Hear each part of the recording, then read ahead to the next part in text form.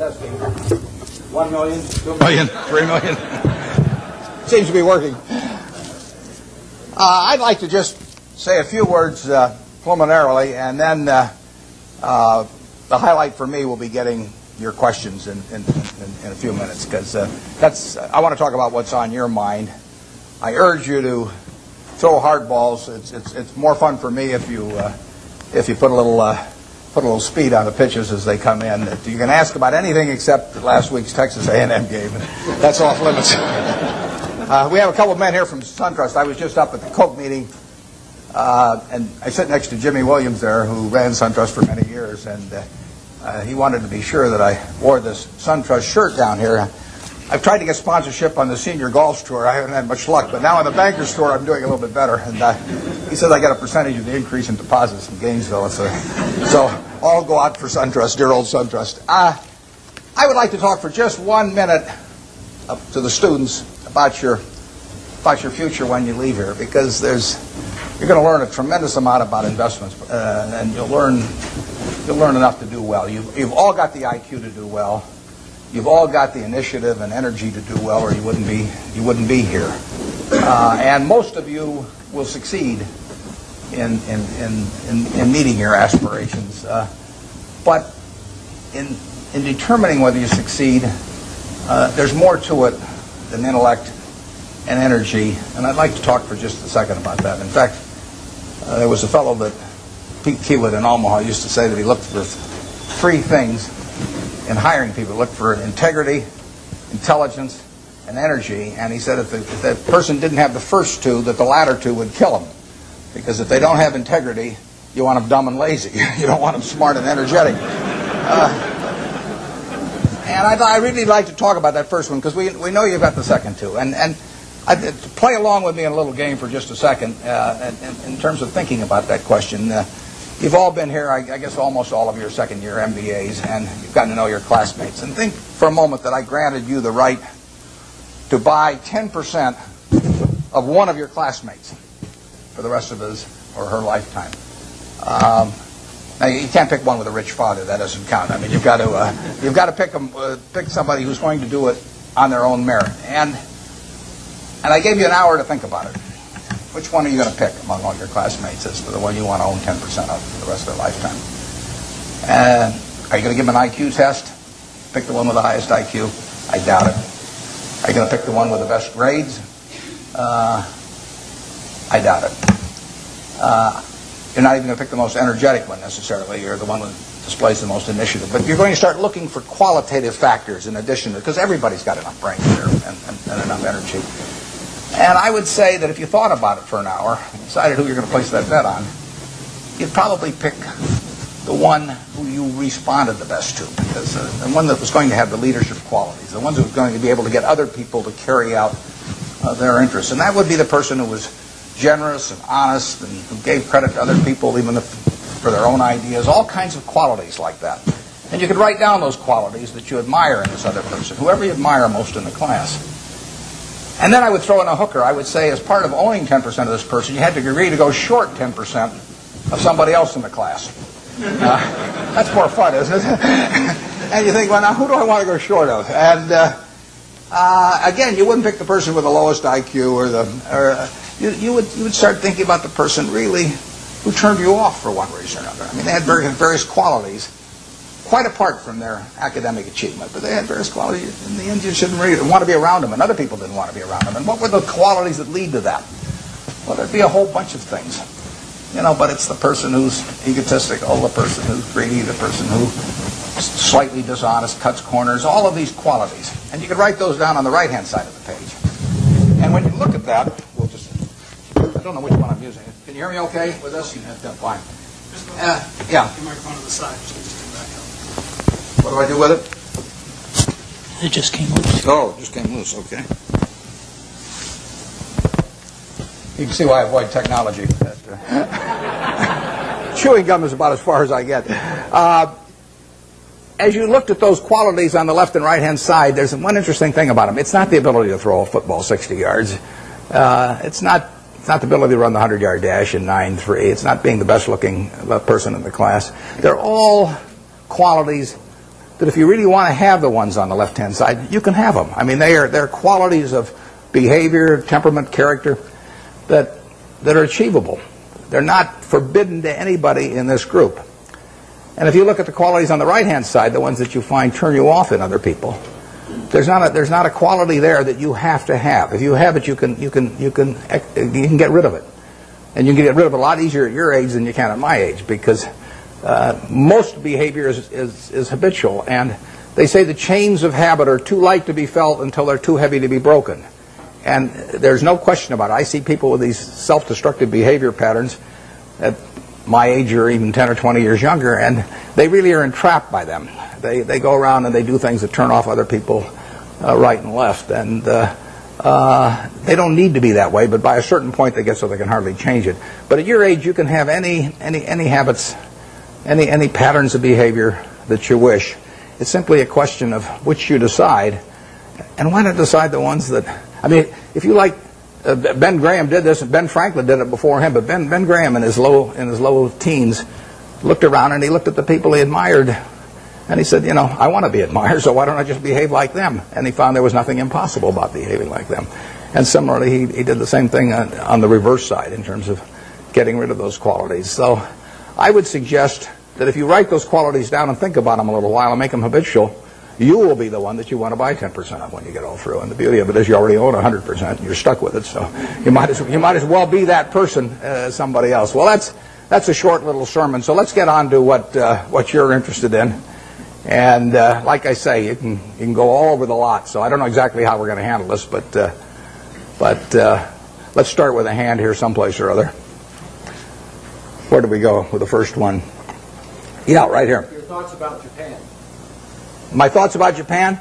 I'm not a macro guy. Now I say to myself, Berkshire Hathaway can borrow money for 10 years at 1% in Japan now. 1%. And I say to myself, gee, I took Graham's class 45 years ago, and I've been working hard at this thing all my life. Maybe I can earn more than 1%, you know, if I really worked hard at it. 1% annually. It doesn't seem impossible, does it? So I wouldn't want to get involved in currency risk, so I'd have to do it in something that was yen denominated. So I have to be in Japanese real estate or a Japanese business or something of the sort, and all I have to do is beat 1%, and that's all the money's going to cost me, and I can get it for 10 years. So far, I haven't found anything.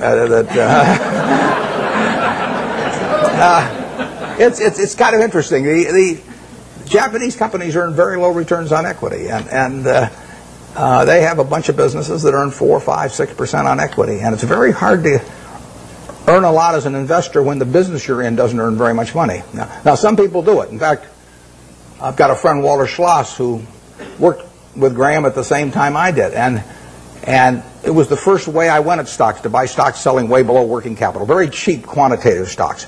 I call it the cigar butt approach to investing, is that you walk down the street and you look around for a cigar butt someplace, and you see one, and it's soggy and kind of repulsive, but there's one puff left in it. So you pick it up, and the puff is free. I mean, it's a cigar butt stock. I mean, you get one free puff out of it, and then you throw it away and you walk down the street and try and find another one. I mean, it's not elegant, but it works. You know, if you're looking for a free puff, it works. Those are low return businesses. But time is the friend of the wonderful business. It's the enemy of the lousy business. If you're in a lousy business for a long time, you're going to get a lousy result, even if you buy it cheap. If you're in a wonderful business for a long time, even if you pay a little too much going in, you're going to get a wonderful result if you stay in a long time. I find very few wonderful businesses in Japan at present now. They may change the culture in some way so that managements get more stockholder responsive over there and returns are higher. But at the present time, you'll find a very lot of low return businesses, and that was true even when the Japanese economy was booming. I mean, it's amazing. They had an incredible market without incredible companies. They were incredible in terms of doing a lot of business, but they weren't incredible in terms of the return on equity that they achieved. And that finally caught up with them.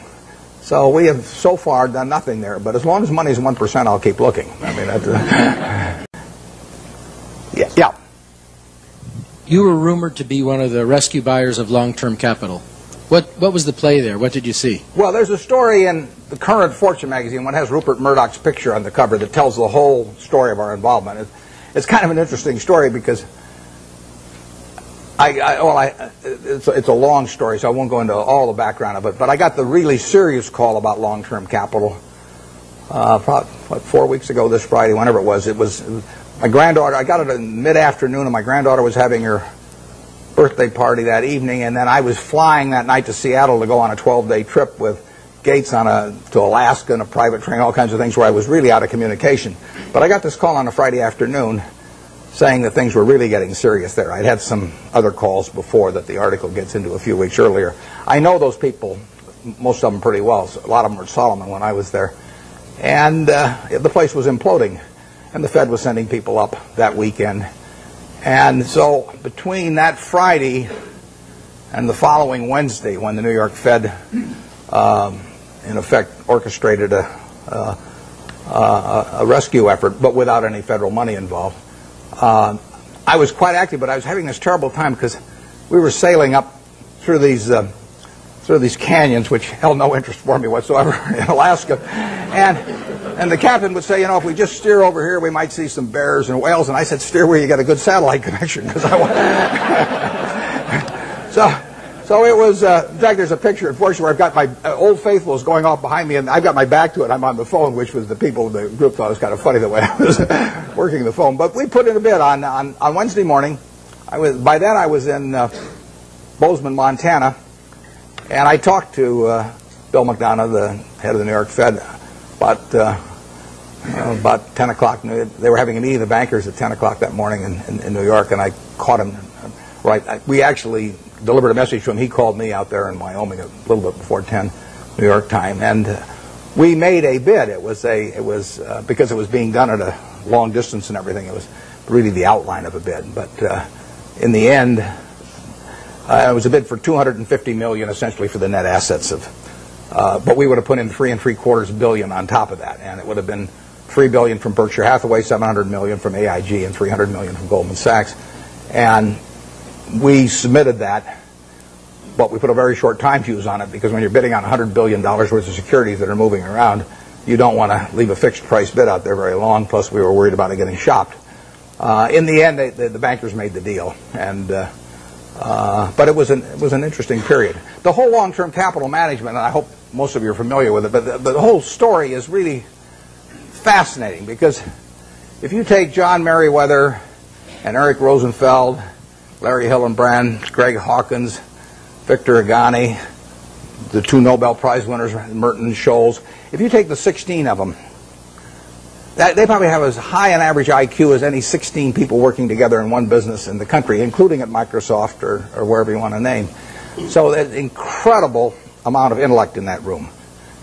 Now you combine that with the fact that those 16 had extensive experience in the field they were operating. I mean, this was not a bunch of guys who had made their money, selling men's clothing and then all of a sudden went into the securities business or anything. They'd had in aggregate, the 16 had probably had 350 or 400 years of experience doing exactly what they were doing.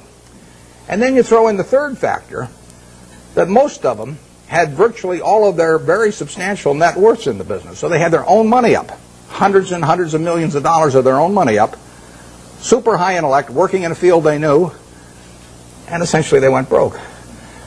And that to me is absolutely fascinating. I mean, if I ever write a book, it's going to be called Why Smart People Do Dumb Things.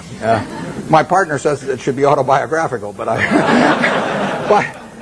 this might be an interesting illustration. And these are perfectly decent guys. I respect them, and they helped me out when I had problems at Solomon, and so they're not bad people at all.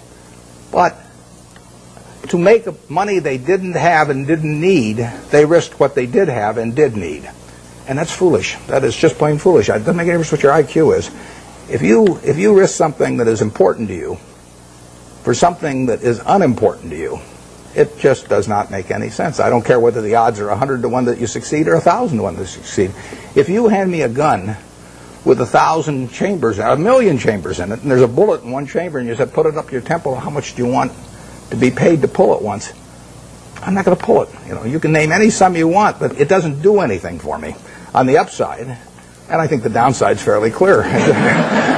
So I'm not interested in that kind of a game, and yet people do it financially and without thinking about it very much. There was a great book It wasn't a great book. It was a great title. There was a lousy book written once with a great title by Walter Gutman. The title was You Only Have to Get Rich Once. Now, that seems pretty fundamental, doesn't it? What difference, if you've got $100 million at the start of the year, and you're going to make 10% if you're unleveraged and 20% if you're leveraged 99 times out of 100, what difference does it make at the end of the year whether you've got 110 million or 120 million? Makes no difference at all. I mean, if you die at the end of the year, you know, the guy that writes up the story may make a typo, and he may say 110 even if he had 120, so you've got nothing at all. You know, it makes absolutely no difference. It makes no difference to your family, it makes no difference to anything. And yet, the downside, particularly managing other people's money, is not only losing all your money, but it's disgrace and humiliation and facing friends whose money you've lost and everything. I just can't imagine an equation that makes sense for. And yet 16 guys with very high IQs who are very decent people entered into that game.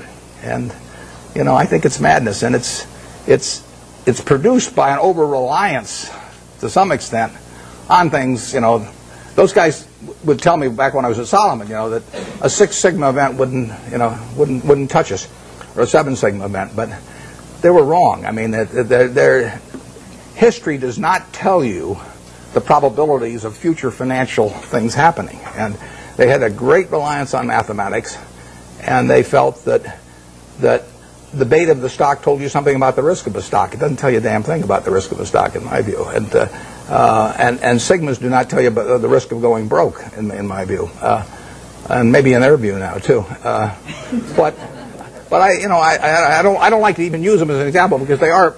I mean, the same thing in a different way could happen to any of us, probably, where we really have a blind spot about something that's crucial because we know a whole lot about something else. It's like Henry Kaufman said the other day. He said the people that are going broke in this situation are just of two types: the ones who knew nothing and the ones that knew everything. And it's sad in a way. I urge you, in anything. We never basically borrow money. I mean, we get float through our insurance business and to do things, but I never borrowed money. I never borrowed money when I had $10,000 basically, because what difference did it make? I was having fun as I went along, and it didn't make any difference whether I had $10,000 or $1 million or $10 million, you know, except if I had a medical emergency or something had come along like that. But I was going to do the same things when I had a lot of money as when I had very little money. You know, if you think about the difference between me and you in terms of how we live, you know, we wear the same clothes basically. SunTrust gives me mine, but you. So we wear the same clothes. We eat. You know, we all have a chance to drink the juice of the gods here. But we all go to McDonald's, or better yet, Dairy Queen, and we live in a house that's warm in winter and cool in summer, and we watch Nebraska, Texas A&M on a big screen. You see it the same way I see it. We do everything. Our lives aren't that different. You know, you'll get decent medical care if something happens to you, and I'll get decent medical care. The only thing we do is we travel differently. You know, I ride around this little plane, and I love it. And that takes money. But if you leave that aside, we travel differently. But other than travel, you know, I think about it. Think what can I do that you can't do? Now, I get to work in a job that I love, but I've always worked in a job I loved. I loved it when I loved it just as much when it was a big deal if I made $1,000. And I urge you to work in jobs you love. I mean, I think you're out of your mind if you keep taking jobs that you don't like because you think it'll look good on your resume.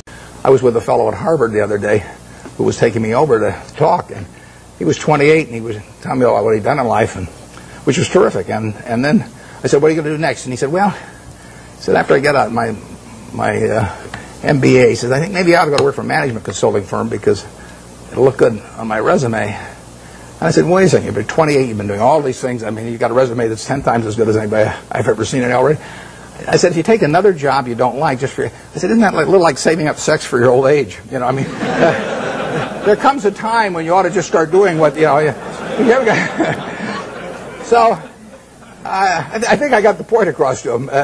But you ought to take a job. When you get out here, take a job you love. Don't take a job that, you know, you think is going to look good on your resume. Take a job you love. You may change it later on, but you'll jump out of bed in the morning.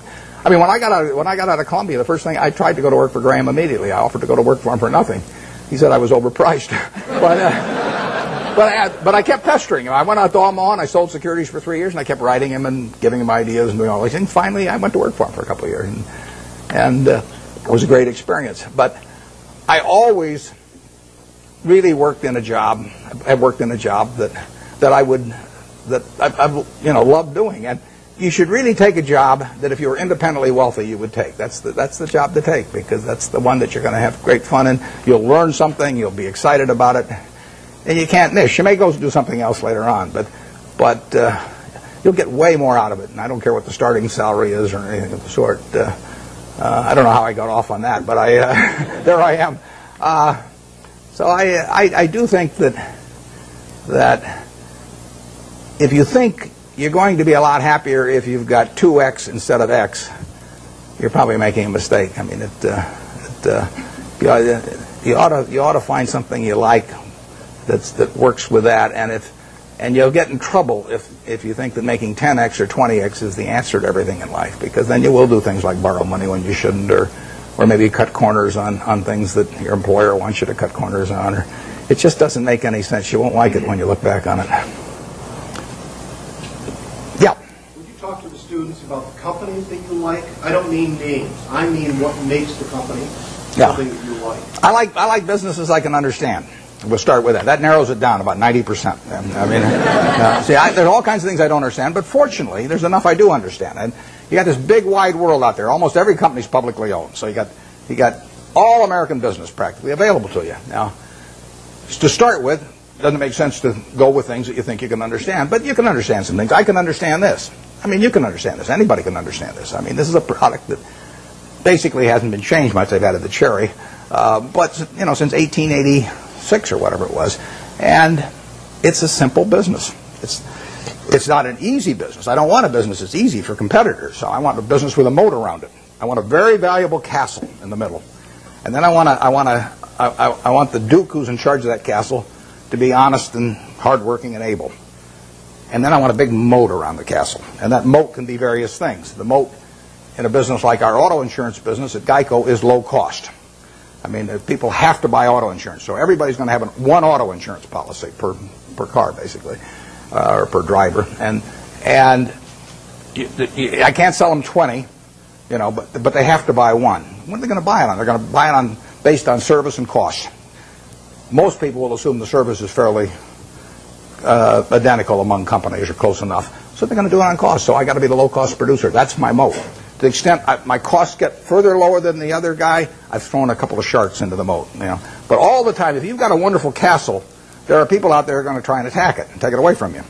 And I want a castle that I can understand, but I want a castle with a moat around it. 30 years ago, Eastman Kodak's moat was just as wide as Coca-Cola's moat. I mean, if you were going to take a picture of your 6-month-old baby, and you're going to want to look at that picture 20 years from now, and you're going to want to look at it 50 years from now, and you're never going to get a chance. I mean, you're not a professional photographer so that you can evaluate what's going to look good 20 or 50 years ago. What is in your mind about that photography company is what counts, because they are promising you that the picture you take today is going to be terrific to look at 20 or 30 or 50 years from now about something that's very important to you, maybe your own child or whatever it may be. Well, Kodak had that in spades 30 years ago. They owned that. They had what I call share of mind. Forget about share of market, share of mind. They had something in everybody's mind around the country, around the world, with a little yellow box and everything, that said Kodak is the best. That's priceless. They've lost some of that. They haven't lost it all, and not due to George Fisher, who runs it. George is doing a great job. But they let that moat narrow. They let Fuji come and start narrowing the moat in various ways. They let them get into the Olympics and take away that special aspect that only Kodak was fit to photograph the Olympics. So Fuji gets there, and immediately in people's minds, Fuji becomes more and a parody with Kodak. You haven't seen that with Coke. Coke's moat is wider now than it was 30 years ago. You can't see the moat day by day, but every time the infrastructure gets built in some country that isn't yet profitable for Coke but will be 20 years from now, the moat is widening a little bit. Things are all the time changing that moat in one direction or another. 10 years from now, you can see the difference. Our managers of the businesses we run, I've got one message to them, which is to widen the moat. And we want to throw crocodiles and sharks and everything else, gators, I guess, into the moat to keep away competitors. And That comes about through service, it comes about through quality of product, it comes about through cost, it comes about sometimes through patents, it comes about through real estate location. So that's the business I'm looking for. Now, what kind of businesses am I going to find like that? Well, I'm going to find them in simple products, because I'm not going to be able to figure out what the moat's going to look like for Oracle or Lotus or Microsoft 10 years from now. I mean, Gates is the best businessman I've ever run into, and they've got a hell of a position, but I really don't know what that business is going to look like 10 years from now. And I certainly don't know what his competitors' businesses are going to look like 10 years from now. Now, I'll name one I don't own. I know what the chewing gum business is going to look like from 10 years from now. I mean, the internet is not going to change how we chew gum. And nothing much else is going to change how we chew gum. And then are there going to be lots of new products? Is it really, our spearmint and juicy fruit and all those going to evaporate? So it isn't going to happen. You give me $1 billion and tell me to go in the chewing gum business and try and make a real dent in Wrigley's, I can't do it. And that's the way I think about business. I say to myself, give me $1 billion and how much can I hurt the guy? Give me $10 billion. Give me $10 billion and how much can I hurt Coca-Cola around the world? I can't do it. Well, those are good businesses. Now give me some money and tell me to hurt somebody in some other fields and I can figure out how to do it. So I want a simple business, easy to understand, great economics now, honest and able management, and then I can see about, in a general way, where they're going to be 10 years from now. And if I can't see where they're going to be 10 years from now, I don't want to buy it. Basically, I don't want to buy any stock where if they close the New York Stock Exchange tomorrow for 5 years, I won't be happy owning it. I buy a farm, and I don't get a quote on it for 5 years, and I'm happy if the farm does okay. I buy an apartment house, don't get a quote on it for 5 years, I'm happy if the apartment house produces the returns that I expect. But people buy a stock, and they look at the price the next morning, and they decide whether they're doing well or not doing well. It's crazy, because they're buying a piece of a business. That's what Graham, the most fundamental part of what he taught me. You're not buying a stock, you're buying a part ownership in a business. You will do well if the business does well, and if you didn't pay a totally silly price. And that's what it's all about. And you ought to buy businesses you understand. Just like if you're buying farms, you ought to buy farms you understand. It's not complicated. Incidentally, in calling this Graham Buffett, I mean, it's just pure Graham. I was very fortunate because I picked up a book when I was 19. I got interested in stocks when I was about 6 or 7, and I bought my first stock when I was 11, but I was playing around with all this stuff. I had charts and volume, and I'm making all kinds of technical calculations and everything. And then I picked up a little book, and it just said that you're not buying some little ticker symbol that bounces around every day. You're buying a part of a business. And as soon as I started thinking about it that way, everything else followed. Very simple. So we buy businesses we think we can understand. There's no one here that can't understand the Coca-Cola company. I would say there's no one here that can understand some new internet company. And I said at the annual meeting this year that if I were teaching a class in business school, on the final exam, I would pass out the information on an internet company and ask each student to value it. And anybody that gave me an answer, I'd flunk. I don't know how to do it. But people do it every day. I mean, it's more exciting. I mean, if you look at it like going to the races or something, that's a different thing. But if you're investing, I mean, investing is putting out money to be sure of getting more money back later, at an appropriate rate. And to do that, you have to understand what you're doing it in. I mean, you have to understand the business. And you can understand some businesses, but not all businesses. Warren, so you covered half of it, which is trying to understand a business and buying a business, but you also alluded to getting a return on the amount of capital you invest in the business as an investor. And that comes back to what are you paying for the business. How do you determine what you think is a fair price to pay for the business? It's a tough thing to decide, but I don't want to buy into any business I'm not terribly sure of.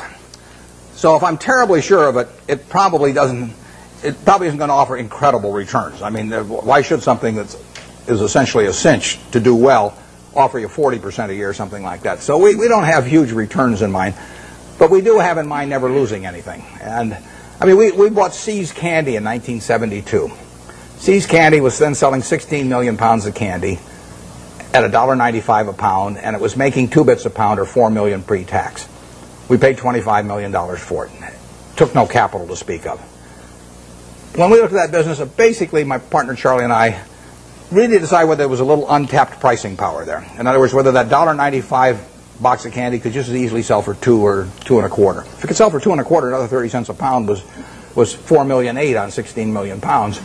which on a $25 million purchase price was fine. We didn't do any, we've never hired a consultant in our lives. Our idea of consulting is go out and buy a box of candy, and eat it. But what we did know was that they had share of mind in California. I mean, there was something special. Every person in California had something in their mind about See's Candy, and overwhelmingly was favorable. They had taken a box, Valentine's Day, and given it to some girl, and she'd kissed him. If she'd slapped him, we'd have no business. But as long as she kisses him, that's what we want in their mind. See's Candy getting kissed. And if we can get that in the minds of people, we can raise prices. And I bought that I bought it in 1972. We've raised every year. I raise the price on December 26th. I raise it the day after Christmas, so that everybody, because we sell a lot at Christmas. In fact, we'll make $60 million this year. We'll sell 30 million pounds, make $2 a pound.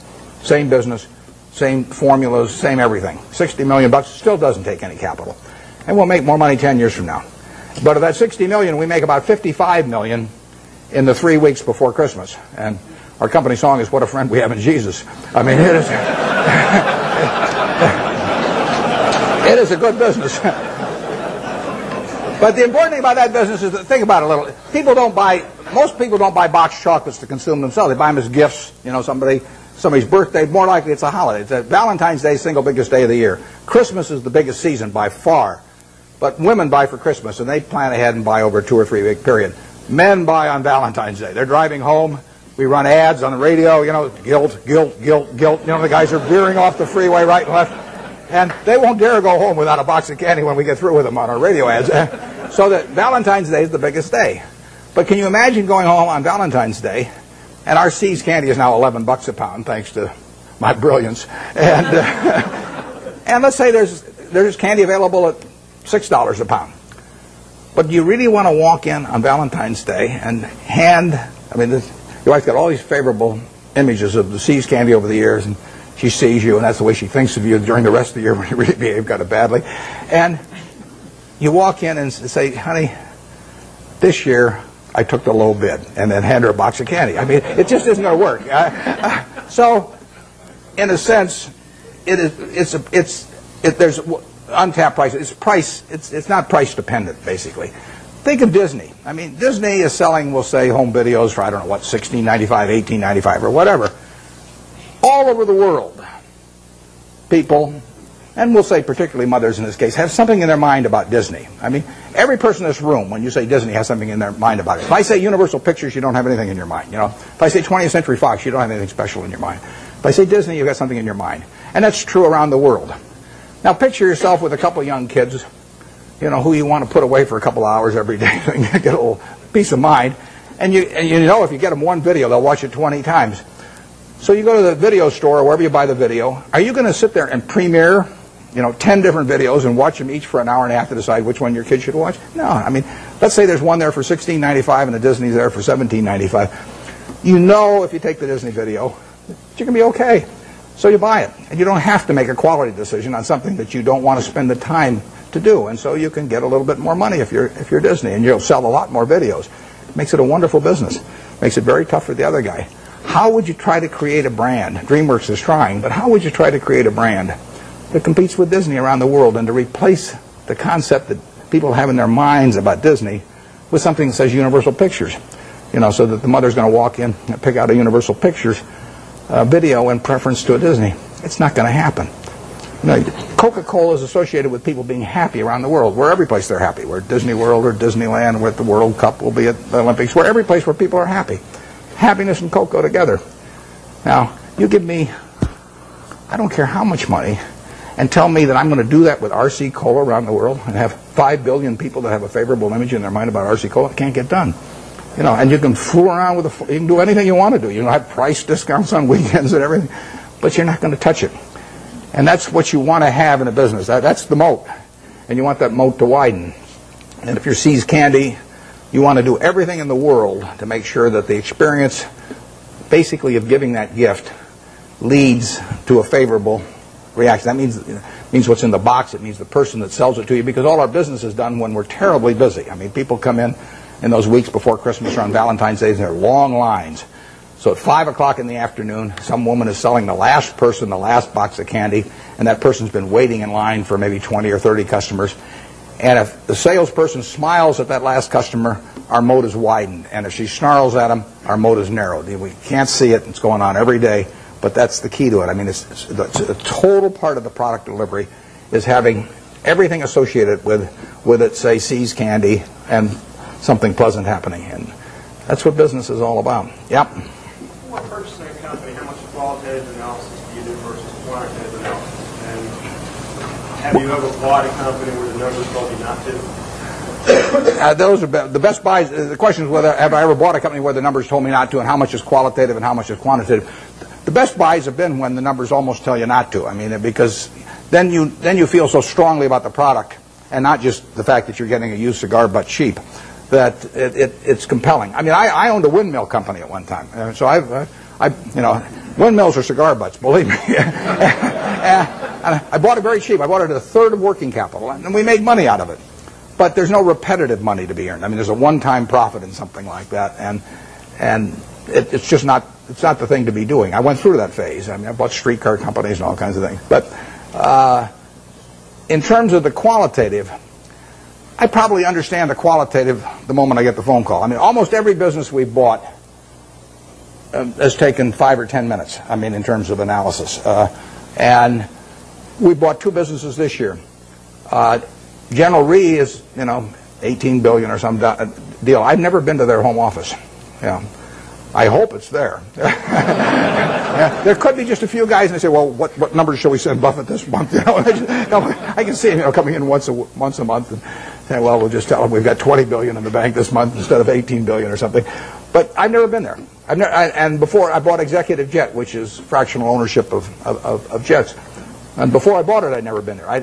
I bought my family a quarter interest in the program 3 years earlier, and I'd seen the service and seen it develop well.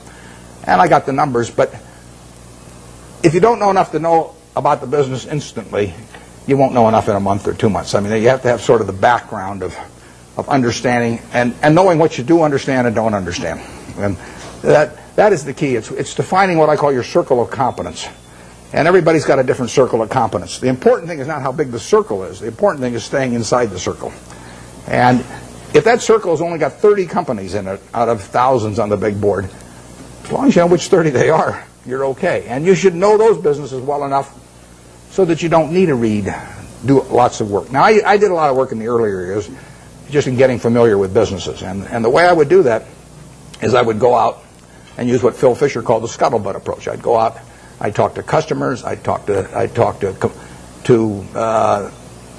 maybe ex-employees in some cases, I'd talk to suppliers, everybody. Every time I'd see somebody in an industry, let's say I was interested in the coal industry, I'd go around and see every coal company, and I'd ask every CEO, if you could only buy stock in one coal company that wasn't your own, which one would it be and why? And you piece those things together, and you learn a lot about the business after a while. And the funny thing is you get very similar answers as long as you ask about competitors.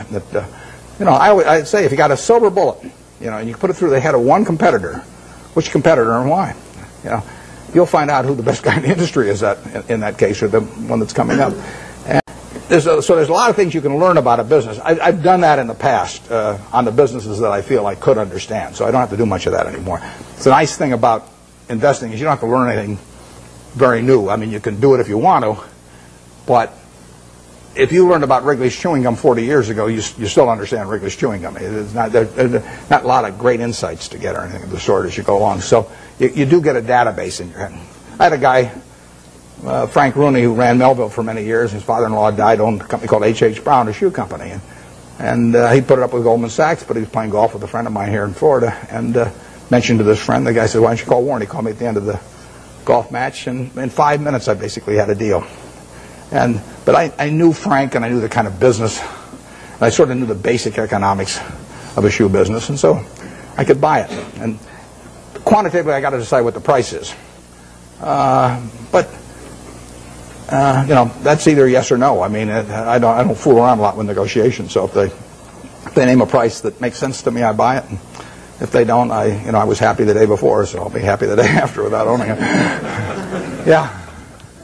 Coca-Cola just announced a drop in expectations in terms of future earnings and forward earnings.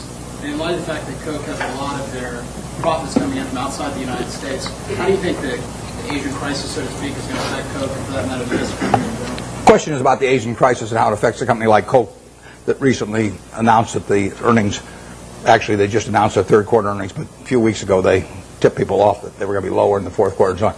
Well, basically I love it, but because the market for Coca-Cola products is going to grow far faster over the next 20 years internationally than it will in the United States. It'll grow in the United States on a per capita basis, but it's going to grow faster elsewhere. So the fact that it's going to be a tough period for, who knows, 3 months or 3 years, but it won't be tough for 20 years. I mean, people are still going to, they're going to work productively around the world, and they're going to find that this is a bargain product in terms of the portion of their working day that they have to give up in order to have one of these, or better yet, 5 of them a day, like I do. It's this is a product. In 1936, when I first bought 6 of those for a quarter and sold them for a nickel each, and it was in a 6.5-ounce bottle, and you paid a 2-cent deposit on the bottle, that was a 6.5-ounce bottle for a nickel at that time. It's now a 12-ounce can, which if you buy it on weekends, or if you buy it in bigger quantities, so much money doesn't go to the packaging, I mean, you essentially can buy the 12 ounces for not much more than 20 cents. So you're paying not much more than twice the per ounce price of 1936. And it is a product that's gotten cheaper and cheaper and cheaper in relative to people's earning power over the years, and which people love. In 200 countries, you have the per capita use going up every year for a product that's over 100 years old, and that dominates the market. I mean, it's unbelievable. One thing that people don't understand is one of the things that makes this product, this is worth tens and tens of billions of dollars, is one simple fact about really all colas, but we'll call it Coca-Cola for the moment. It happens to be a name I like. Cola has no taste memory. You can drink one of these at 9 o'clock, 11 o'clock, 3 o'clock in the afternoon, 5 o'clock. The one at 5 o'clock will taste just as good to you as the one you drank early in the morning. You can't do that with cream soda, root beer, orange, grape, you name it. All of those things accumulate on you. Most foods and beverages accumulate on you. You get sick of them after a while. And if you eat, I mean, we get these people who go to work for us that seize candy, and we tell them they eat all the candy they want. And the first day they go crazy. But after a week, they're eating about the same amount they'd eat if they were buying it, because chocolate accumulates on, everything accumulates on. There is no taste memory to cola. And that means that you get people around the world that are heavy users that'll drink 5 a day, or Diet Coke, maybe 7 or 8 a day, or something of the sort. They'll never do that with other products. So you get this incredible per capita consumption. The average person in this part of the world, well, maybe a little north of here, drinks about 64 ounces of liquid a day. And you can have all 64 ounces of that be Coke, and you will not get fed up with Coke if you like it to start with, in the least. But if you do that with almost anything else, if you eat just one product all day, you'll get a little sick of it after a while. And it's a huge factor. So that today, over 1 billion 8-ounce servings of Coca-Cola products will be sold in the world. And that will grow year by year. It'll grow in every country, virtually. And it'll grow on a per capita basis. And 20 years from now, it'll grow in a lot faster internationally than in the U.S. So I really like that market better, because there is more growth there over time.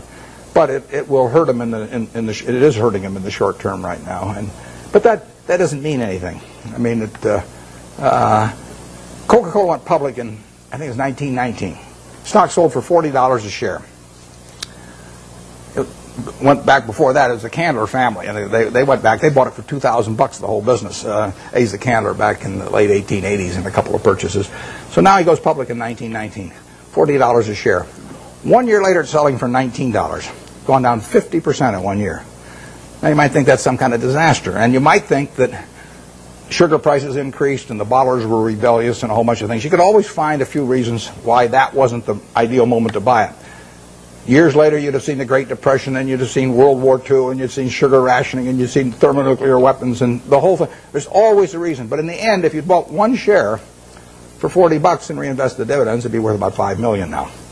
And that factor so overrides anything else. I mean, if you're right about the business, you'll make a lot of money. And the timing part of it is a very tricky thing. So I don't worry about any given event, if I've got a wonderful business, what it does to next year or something of the sort.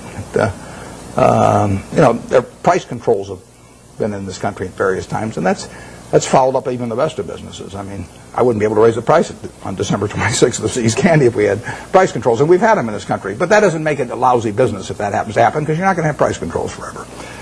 We had them in the early 70s. So the wonderful business, you can figure out what will happen. You can't figure out when it will happen. You don't want to focus too much on when. You want to focus on what. If you're right about what, you don't have to worry about when very much.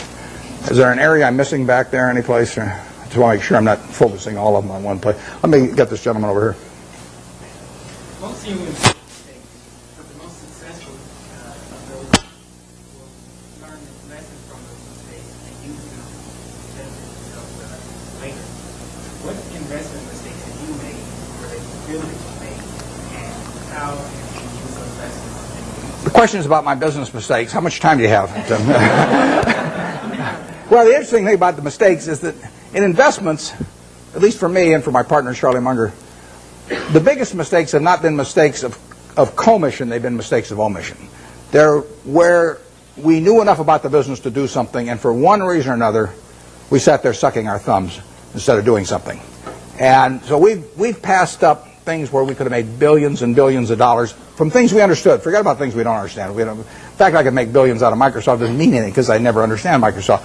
But if I can make billions out of healthcare stocks, then I should make it, and I didn't. When the Clinton healthcare program was proposed and they all went in the tank, we should have made a ton of money out of that because I could understand it. And I didn't make it. I should have made a ton of money out of Fannie Mae back in the mid '80s because I understood it and I didn't do it. Those are billion-dollar mistakes or multi-billion-dollar mistakes that generally accepted accounting principles don't pick up. The mistakes you see, we made I made a mistake buying U.S. Air Preferred some years ago. I mean, I had a lot of money around. I make mistakes when I get cash. Charlie tells me to go to a bar instead. Don't hang around the office. But I hang around the office and I got money in my pocket. I do something dumb. It happens every time. So I bought this thing. Nobody made me buy it. I now have a 800 number I call every time I think about buying stock in an airline, and they talk me down. They say, I say, I'm Warren, I'm an airaholic, and then the guy says, keep talking, don't hang up, and don't do anything rash. And finally I get over it. But I bought it, and it looked like we were going to lose all our money in that, and we came very close to losing all our money, and you can say we deserved to lose all our money. And we bought it because it was an attractive security, but it was not in an attractive business. I did the same thing with Solomon. I bought an attractive security in a business that I wouldn't have bought the equity in. So you can say that that's one form of mistake, buying something because you like the terms when you don't like the business that well. And I've done that in the past and probably do it again. The bigger mistakes, though, are the ones of omission. I did back when I had the $10,000, I put $2,000 of it into a Sinclair service station, which I lost. So my opportunity cost on that's about $6 billion right now. Fairly big mistake. Yeah, it makes me feel good when Berkshire goes down then because the cost of my Sinclair station goes down too. My 20% opportunity cost. But I will say this: you talk about learning from mistakes. I really believe it's better to learn from other people's mistakes as much as possible. But we don't spend any time looking back at Berkshire. I've got a partner, Charlie Munger. We've been pals for 40 years. We've never had an argument. We disagree on things a lot, but we don't have arguments about it, and we never look back. We just figure there's so much to look forward to that there's just no sense thinking about what we might have. It just doesn't make any difference. I mean, you can only live life forward, and you can learn something perhaps from the mistakes, but the big thing to do is stick with the businesses you understand. And so if there's a generic mistake of getting outside of your circle of competence and buying something because somebody tips you on it or something of the sort in an area you don't know anything about, I mean, that you should learn something from that, which is that you stay with what you can figure out yourself. I mean, you really want your decision making to be by looking in the mirror and saying to yourself, I'm buying 100 shares of General Motors at 55 because. And I mean, it's your responsibility if you're buying it, and there's got to be a reason. And if you can't state the reason, you shouldn't buy it. If it's because somebody told you about it at a cocktail party, not good enough. I mean, there's just it's got to be something, it can't be because the volume, the chart looks good on it or anything like that. It's got to be a reason you'd buy the business. And we stick to pretty carefully. That's one of the things Ben Graham taught me. Yeah. Buffett, with the current tenuous economic situation in the world, although our economy seems to be still chugging along quite well, where are we going? What's going to happen with interest rates? The question about what's going to happen to interest rates or where we go in the world, I don't think about the macro stuff. I just important. What you really want to do in investments is figure out what's important and knowable. If it's unimportant or unknowable, you forget about it. What you talk about is important, but in my view, it's not knowable. Understanding Coca-Cola is knowable, or Wrigley, or Eastman Kodak, or anything. I mean, you can understand those businesses. That's knowable. And whether it turns out to be important depends on where your valuation leads you and the current price and all of that. But we have never either bought a business or not bought a business because of any macro feeling of any kind. We don't read things about predictions about interest rates or business or anything like that because it doesn't make any difference. I mean, let's say in 1972 when we bought See's Candy, I think maybe Nixon put on the price controls a little bit later. Let's say we'd seen that. But so what? We'd have missed a chance to buy something for $25 million that's earning $60 million pre-tax now. I mean, we don't want to pass up the chance to do something intelligent because of some prediction about something that we're no good on it anyway. So we just don't read or listen to or do anything in relation to macro factors at all. Zero. And the typical investment counseling organization goes out and they bring out their economists, they trot him out, and he gives you this big macro picture, and then they start working from there on down. In our view, that's nonsense. And if Alan Greenspan was on one side of me and Bob Rubin on the other side, they were both whispering in my ear exactly what they're going to do the next 12 months. It wouldn't make any difference to me in what I pay for executive jet or general reinsurance or anything else I do. Yeah. What's the benefit of being an out-of-towner from Wall Street as an investor? Well, What's the benefit of being an out-of-towner as opposed to being in Wall Street? I worked in Wall Street for a couple of years, and I like. I've got my best friends actually, and I'm on both coasts, and I like seeing them, and I get ideas when I go there. But the best way to think about investments is to be in a room with no one else and just think. And if that doesn't work, nothing else is going to work. And the disadvantage of being in any kind of a market-type environment in Wall Street would be the extreme is that you get overstimulated. You think you have to do something every day. I mean, the Canberra family paid $2,000 for this company, and you don't have to do much else if you pick one of those. And the trick then is not to do anything else, even not to sell it in 1919, which the family did later on. So what you're looking for is some way to get one good idea a year, and then ride it to its full potential. And that's very hard to do in an environment where people are shouting prices back and forth every 5 minutes and shoving reports under your nose and all that. Because Wall Street makes its money on activity. You make your money on inactivity. I mean, if everybody in this room trades their portfolio around every day with every other person, you're all going to end up broke, and the intermediary is going to end up with all the money. On the other hand, if you all own stock in a group of average businesses and just sit here for the next 50 years, you'll end up with a fair amount of money, and your broker will be broke.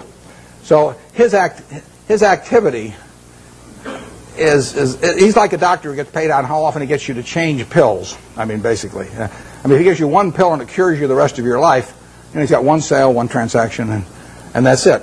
But if he can convince you that changing pills every day is the way to great health, it'll be great for him and the prescriptionists, and you'll be out a lot of money, and you won't be any healthier. You'll be a lot worse off financially. So you want to stay away from any environment that stimulates activity, and Wall Street would have the effect of doing that. I used when I went out to Omaha, I'd go back about once every 6 months, and I'd go back with a whole list of things I wanted to check out one way or another, companies I wanted to see, and I would get my money's worth out of those trips. But then I'd go back to Omaha and think about it. Yeah. How should an investor evaluate owning shares of Berkshire Hathaway or Microsoft when they don't pay dividends to the investor? Yeah, well, the question with Berkshire Hathaway, the question was about evaluating Berkshire when it doesn't pay any dividends, and it won't pay any dividends either. It's a promise I can keep. All you get with Berkshire, you stick it in your safe deposit box, and then every year you go down and fondle it. You know, you take it out and you fondle it, then you put it back. And I mean, there's enormous psychic reward in that. You don't underestimate it. But the real question is whether we can keep retaining dollar bills and turning them into more than a dollar at a decent rate. And that's what we try to do. And Charlie Munger and I have our money in it to do that. That's all we'll get paid for doing. We won't take any options. We won't take any salaries to speak of or anything. We'll ride around in the plane. But that's what we're trying to do. It gets harder all the time. The more money we manage, the harder it is to do that. And we would do way better percentage-wise with Berkshire if it was 1/100th the present size. But it is run for its owners, but it isn't run to give them dividends, because so far every dollar that we've earned and could have paid out, we've turned into more than a dollar. It's worth more than a dollar to keep it, and therefore it'd be silly to pay it out. Even if everybody was tax-free that owned it, it would have been a mistake to pay dividends at Berkshire, because so far the dollar bills retained have turned into more than a dollar. But there's no guarantee that that happens in the future, and at some point the game runs out on that. But it is the goal of, I mean, that is what the business is about.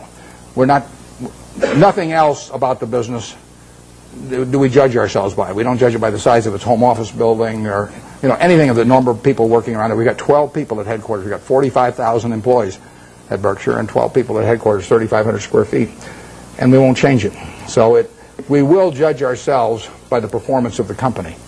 And that's the only way we'll get paid. But believe me, it's a lot harder than it used to be. But anything way in the back, because I want to make sure I'm not missing people back there that haven't called me. Okay, then we'll go to the...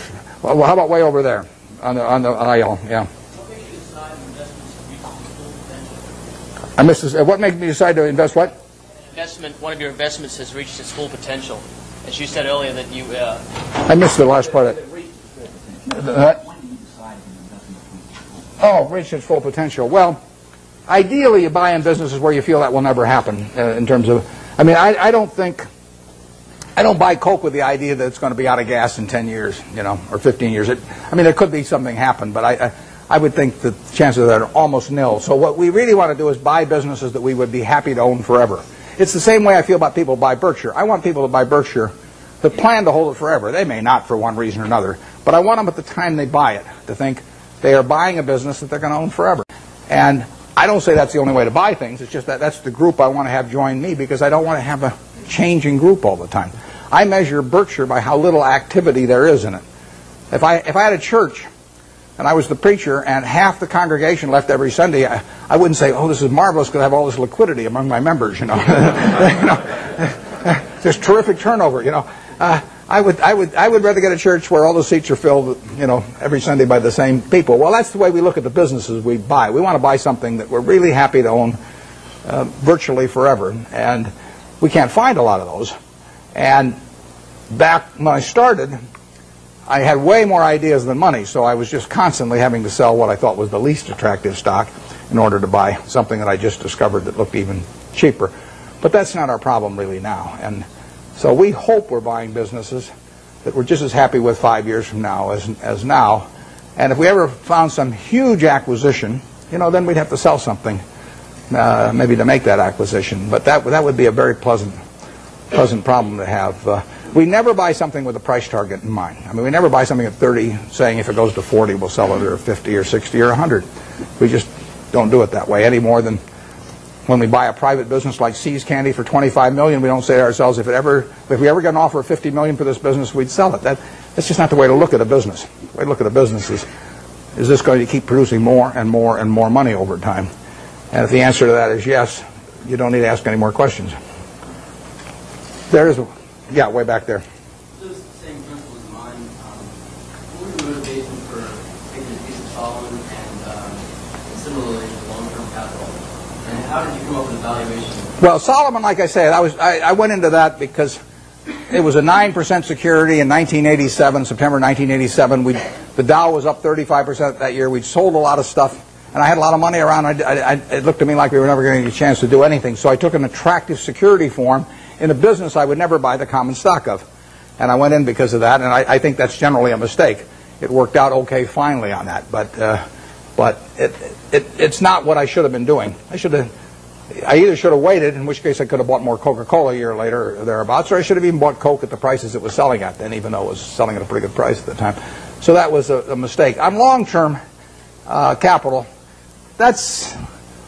we have learned other businesses that are associated with securities over the years.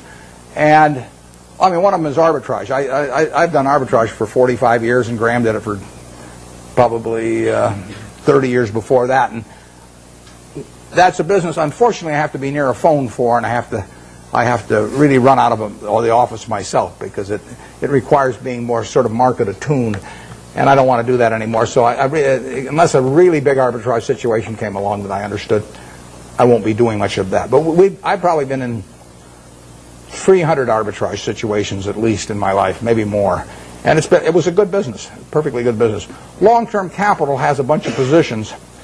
They got tons of positions, but the top 10 are probably 90% of the money that's at risk. And I know something about those 10 positions. I don't know everything about them by a long shot, but I know enough where I would feel okay at a big discount going in, and we would have the staying power to hold it out. We might lose money on something like that, but the odds are with us. That's a game that I understand. There's a few other positions we have that aren't that big because they can't get that big, but they could involve yield curve relationships or on the run, off the run governments or things like that are just things you learn over time if you're around securities markets. They're not the base of our business. Probably on average, they've accounted for a half a percentage point of our return a year, or 3/4 of a percentage point a year of our return. They're little pluses that you get for actually having just been around a long time and learning a little bit about it. The first arbitrage, not the first arbitrage I did, but one of the first arbitrages I did, involved a company where they were offering cocoa beans in exchange for their stock. That was in 1955. And I bought the stock, turned in the stock, got warehouse certificates for cocoa beans, and they happened to be a different type. They were trading in the New York Cocoa Exchange, but there was a basis differential in my favor, and I sold them. I mean, that's just something that I was around at the time, so I learned about. Hasn't been a cocoa bean deal since. 40-odd years. I've been waiting for another cocoa bean deal. I haven't seen it, but it's there in my memory if it ever comes along. And that long-term capital is that on a big scale. Yep.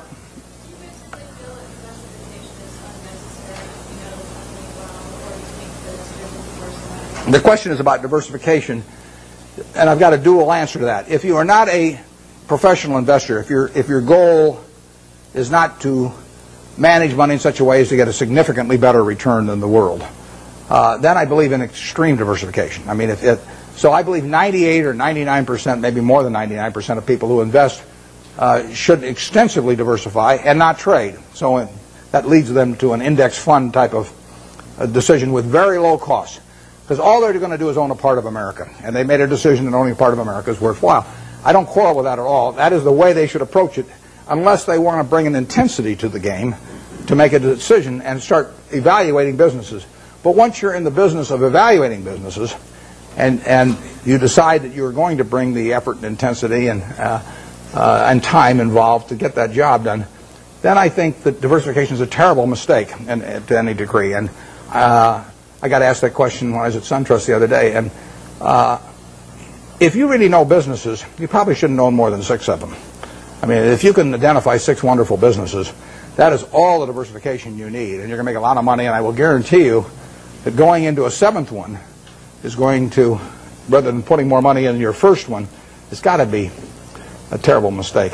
Very few people have gotten rich on their 7th best idea. But a lot of people have gotten rich on their best idea. So I would say that for anybody working with normal capital who really knows the businesses they've gone into, a 6 is plenty. And I'd probably have half of it in what I liked best. I don't diversify personally. I mean, and all the people I know that have done well, with the exception, we mentioned Walter Schloss earlier. Walter diversifies a lot. He owns a little of everything. I call him Noah. He's got 2 of everything. Yeah. How do you differentiate the Coca-Colas of the world from the Procter & Gamble's of the world? Well, Procter & Gamble's a very, very good business. Strong distribution capabilities, lots of brand names and everything. But if you ask me, if I'm going to go away for 20 years, to put all my family's net worth in one business, would I rather have Procter & Gamble or Coke. Actually, Procter & Gamble's a little more, it'd be more diversified among product line, but I would feel sure of Coke than Procter & Gamble. I wouldn't be unhappy if somebody told me I had to own Procter & Gamble during that 20-year period. I mean, that would be in my top 5% because they are not going to get killed. But I would feel better about the unit growth and the pricing power of a Coke over 20 or 30 years than I would about a Procter & Gamble. Right now, the pricing power might be tough, but you think of billion servings a day, an extra penny, $10 million a day. We own 8% of it. That's $800,000 a day for Berkshire Hathaway. You get another penny out of the stuff. Doesn't seem impossible, does it? I mean, it's worth another penny. It doesn't. Right now, it'd be a mistake to try and get it in most markets. But over time, Coke will make more per serving than it does now. 20 years from now, I'll guarantee it'll make more per serving. They'll be selling a whole lot more servings. I don't know how many. I don't know how much more, but I know that. P&G's main products, I don't think they have the kind of dominance, and they don't have the kind of unit growth. But they're good businesses. I would not be unhappy if you told me that I had to put my family's net worth in P&G, and that was the only stock I could own. I would, I might prefer some other names, but there aren't 100 other names I would prefer. Yep. On that same model, what about McDonald's? Should we go away 20 years from that? McDonald's, the question's about McDonald's and going away for 20 years. McDonald's has got a lot of things going for it, and particularly abroad again. I mean, their position abroad in many countries is stronger relatively than here. It's a tougher business over time. People do not want to eat, exception to the kids when they're giving away Beanie Babies or something, people do not want to eat at McDonald's every day. I mean, if people are drinking Coke today, if they drink 5 of them today, they'll probably drink 5 tomorrow. The fast food business is tougher than that. But if you had to pick one hand to have in the fast food business, which is going to be a huge business worldwide, you'd pick McDonald's. I mean, it has the strongest position. It doesn't win taste tests, with adults. It does very well with children, and it does fine with adults. But it is not like it's a clear winner. And it's gotten into the game in recent years of being more price promotional, and you remember the experiment a year ago or so, and so it's gotten more dependent on that rather than just selling the product by itself. I like a product by itself sells. I feel better about Gillette if people buy the Mach 3 because they like the Mach 3 than if they get a Beanie Baby with it. So I just think it's fundamentally a stronger product if that's the case, and it probably is. We own a lot of Gillette, and you can sleep pretty well at night if you think of a couple billion men with their hair growing on their faces. You go to, it's growing all night while you sleep, and women have 2 legs. It's even better. So it beats counting sheep. And those are the kind of business. But if you think, what promotion am I going to put out there against Burger King next month? And what if they sign up Disney and I don't get Disney? And I mean, that is, I like the products that stand alone, absent promotional or price appeals. Although you can build a very good business based on that, and McDonald's is a terrific business. It's not as good a business as Coke, but there really are hardly any. It's a very good business, and if you bet on one company in that field, aside from Dairy Queen, of course, you want to bet on McDonald's. We bought Dairy Queen here a while back. That's why I'm plugging it shamelessly here. Yeah, way back there. What do I think of what? The electric utility industry. Well, I've thought about that a lot because you can put big money in it, and I've even thought of buying entire businesses. There's a fellow in Omaha actually that's done a little of that through Cal Energy, but I don't quite understand the game in terms of how it's going to develop with deregulation. I mean, I can see how it destroys a lot of value for the high-cost producer, once they're not protected by a monopoly territory. And I don't for sure see who benefits and how much. I mean, obviously the guy with very low-cost power, some guy that's got hydropower, at 2 cents a kilowatt or something like that, has got a huge advantage. But how much of that he's going to get to keep and everything, or how extensively he can send that outside his natural territory, I haven't been able to figure that out so that I really think I know what the industry is going to look like in 10 years. But it is something I think about, and if I ever develop any insights, that call for action, I'll develop, I will act on them. But because I think I can understand the attractiveness of the product, and it's all of that, all of the aspects of certainty, of user need, and the fact that it's a bargain and all of that. I understand. I just don't understand who's going to make the money in it 10 years from now, and that keeps me away. Yeah. Why do you think that the market has favored the large cap blue chip stocks over the small cap stocks over the next couple of years? The question is large caps versus small caps, and why large caps overperform. I don't know the answer to that. We don't think we don't care whether companies large cap, giant cap, middle cap, small cap, micro cap. It doesn't make any difference. I mean, the only question to us is, can we understand the business? Do we like the people running it? And does it sell for a price that is attractive?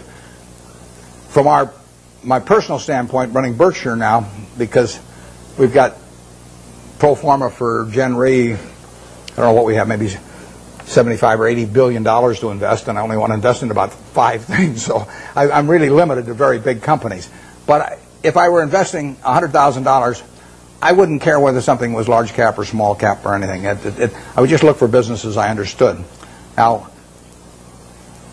I think that on balance, large cap companies as businesses have done extraordinarily well the last 10 years, and way better than people anticipated they would do. I mean, you really have American business earning close to 20% on equity, and that's something nobody dreamed of, and that's being produced by very large companies in aggregate. So you've had this huge revaluation upward because of lower interest rates, and then much higher returns on capital. And you know, if American business is really a bond, disguised bond that earns 20%, has a 20% coupon, it's much better than if it's a bond with a 13% coupon.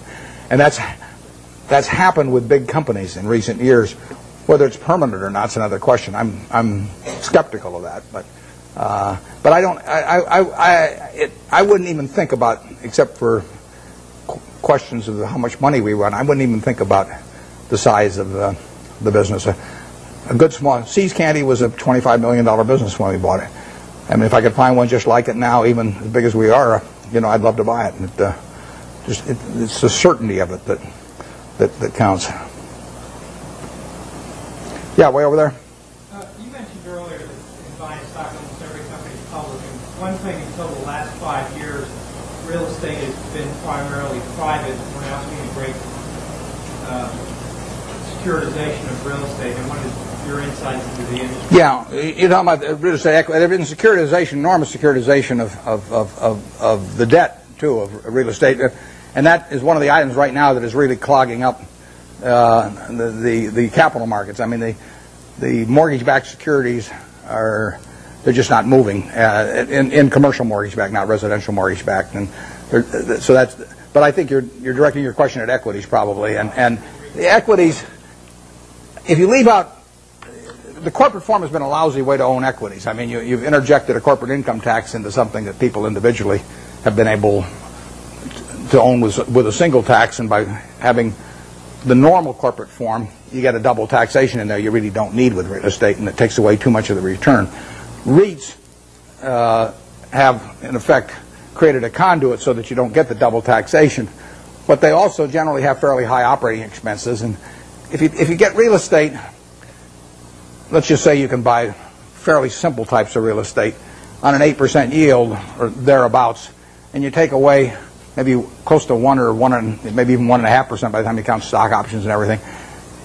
It's not a terribly attractive way to own it. Maybe the only way a guy with $1,000 or $5,000 can own it. But if you have $1 million or $10 million, you're better off owning the real estate properties yourself and sticking some intermediary in between that will get a sizable piece of the return for himself. So we have found very little in that field.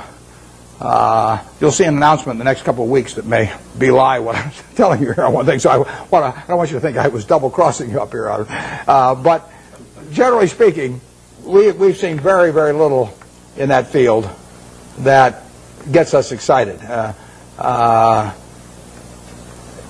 People sometimes get very, very confused about. They'll look at some huge land company. I'll take one that won't evoke any emotional reactions on the part of anybody, like Texas Pacific Land Trust, which has been around over 100 years and got a couple million acres in Texas. And they'll take the they'll sell 1% of their land every year, and they'll take that as applying to everything and come up with some huge value compared to the market value. But that's nonsense if you really own the property. I mean, you can't move. You can't move 50% of the properties or 20% of the properties. It's way worse than an illiquid stock. So you get these. I think you get some very silly valuations placed on a lot of real estate companies by people that don't really understand what it's like to own one and try to move large quantities of property. REITs have behaved terribly in the market this year, as you know, and it's not at all inconceivable they would become a class that would get so unpopular that they would sell at significant discounts from what you could sell the properties for. And they could get interesting as a class then, and then the question is whether the management would fight you in that process, because they would be giving up their income stream for managing things, and their interests might run counter to the shareholders on that. I've always wondered about the REITs that say, our assets are so wonderful and they're so cheap, and then they go out and sell stock. I mean, there's a contradiction in that. If they say our stock at 28 is very cheap, and then they sell a lot of stock at 28 less an underwriting commission, it doesn't.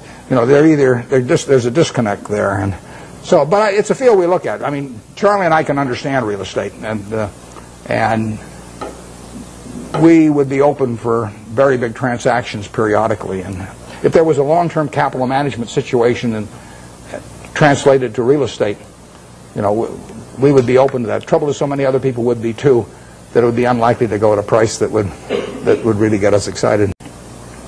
Way back there. Understanding your theory that sort of a down market is good for net savers, can you sort of give us your thoughts as to where the market's going, its downward trend, and long-term profit or long-term profit are obviously? Well, I've got no idea where the market's going to go. I prefer it going down, but I haven't. My preferences have nothing to do with it. The market knows nothing about my feelings. That's one of the first things you have to learn with a stock. You buy 100 shares of General Motors. Now, all of a sudden, you have this feeling about General Motors. I mean, if it goes down, you may be mad at it. You may say, well, if it just go up to what I paid for it, my life will be wonderful again. Or if it goes up, you may say how smart you were and how you and General Motors have this love affair and everything.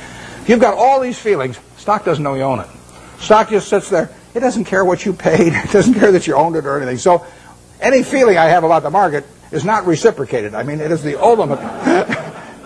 It is very cold shoulder we're talking about here. And anybody that is going to be a net saver, practically everybody in this room is more likely to be a net buyer of stocks over the next 10 years than they are a net seller. So every one of you should prefer lower prices. I mean, if you're going to be a net eater of hamburger in the next 10 years, you want hamburger to go down unless you're a cattle producer. And if you're going to be a buyer of Coca-Cola and you don't own Coke stock, you hope the price of Coke goes down. I mean, you're looking for it to be on sale this weekend at your supermarket. You want it to be down on the weekends, not up on the weekends when you're going to attend the supermarket. Your stock exchange is a big supermarket of companies. And you're going to be buying stocks. What do you want to have happen? You want those stocks to go down, way down. And, you will make better buys then. And later on, 20 years from now, 30 years from now, when you're in a period when you're dis-saving or when your heirs dis-save for you, after you're gone, I mean, then you may care about higher prices. But I find people, that was one of the, there's a chapter 8 in Ben Graham's Intelligent Investor about the attitude towards stock market fluctuations. And that and the chapter 20 on the margin of safety are the two most important essays ever written on investing as far as I'm concerned. Because when I read chapter 8, when I was 19, I figured, I just figured out what I just said, but it's obvious. I didn't figure it out myself, though. It was explained to me, and I'd probably gone another 100 years if I had read it and still thought it was good when my stocks were going up. Now, we want things to go down, but I have no idea what the stock market's going to do. I never do. I never will. It's not something that I think about at all. When it goes down, I look harder at what I might buy that day. Because I know there's more likely to be some merchandise there that I can use my money effectively in. Okay, Warren, we'll take one more question from the audience. Okay, I'll let you pick who gets it. You can be the guy.